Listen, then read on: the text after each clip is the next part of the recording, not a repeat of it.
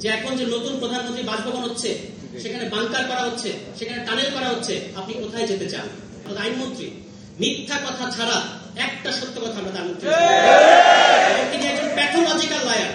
আওয়ামী লীগ হচ্ছে সফল বিএনপি এবং বিএনপি হচ্ছে ব্যর্থ আওয়ামী লীগ। বিরোধী দলের সর্বমোট আসন হচ্ছে ৭৮টা, কিন্তু আপনারা দেখেছেন এই সেশনটা যতটুকু গেল আমরা কি দেখলাম? বিরোধী দলের অন্তত ১০-১৫ জন কথা বলেছেন জুলাই সনদের ব্যাপারে, গণভোটের ব্যাপারে, সংস্কারের ব্যাপারে, সংস্কার পরিষদের ব্যাপারে।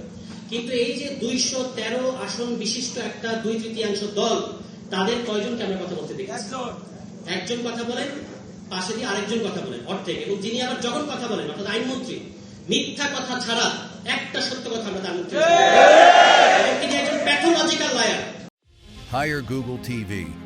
Smart living powered by Homey AI. এই বিষয়ে, ঘুমের বিষয়ে, মানবাধিকার কমিশনের বিষয়ে যারা কাজ করেছেন তারা দেখিয়েছেন তিনি ইতিমধ্যেই সংসদে দাঁড়িয়ে অন্তত ১০ থেকে ১৫টি অসত্য তথ্য, মানে তাদের ভাষা হচ্ছে অসত্য, মিথ্যা বলা যাবে না, অসত্য তথ্য দিয়েছেন জাতিকে। এবং যে কোনো সভ্য গণতান্ত্রিক দেশে এরপরে তিনি আর আইনমন্ত্রী হিসেবে থাকতে পারেন না। তারা একজন চিফ প্রসিকিউটর বানিয়েছেন যিনি মানবতা বিরোধী অপরাধ এবং ফৌজদারি অপরাধের পার্থক্য বোঝেন। বলে এই হচ্ছে বাংলাদেশের বিএনপি। এবং আপনারা জানেন যে বিএনপির এই খাসলত এটা কিন্তু নতুন না। বাংলাদেশকে সংকটের মুখে ঠেলে দেওয়া এটা বিএনপির একটা ঐতিহাসিক সিলসিলার মধ্যে আছে। তারা যে পথ দেখিয়েছে, আমি একটা আলোচনায় বলেছিলাম যে আওয়ামী লীগ হচ্ছে সফল বিএনপি এবং বিএনপি হচ্ছে ব্যর্থ আওয়ামী লীগ।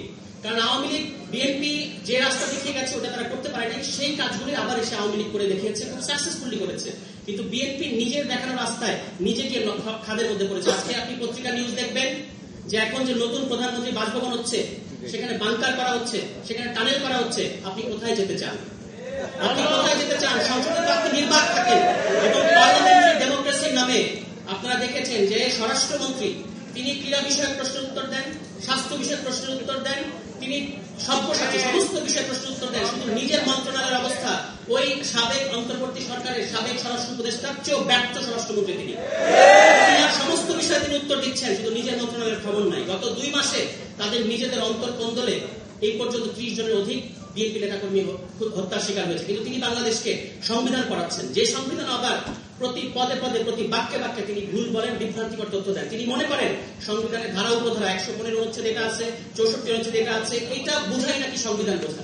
তিনি এখন বাংলাদেশে অপ্রতিদ্বন্দ্বী সংবিধান বিশেষজ্ঞ হয়ে গেছেন এবং তিনি মানে কত তার অডাসিটিটা আপনারা খেয়াল করবেন। সংসদে দাঁড়িয়ে পুরো জাতিকে তিনি অপমান করছেন। তিনি বলছেন তিনি মাস্টারি করছেন।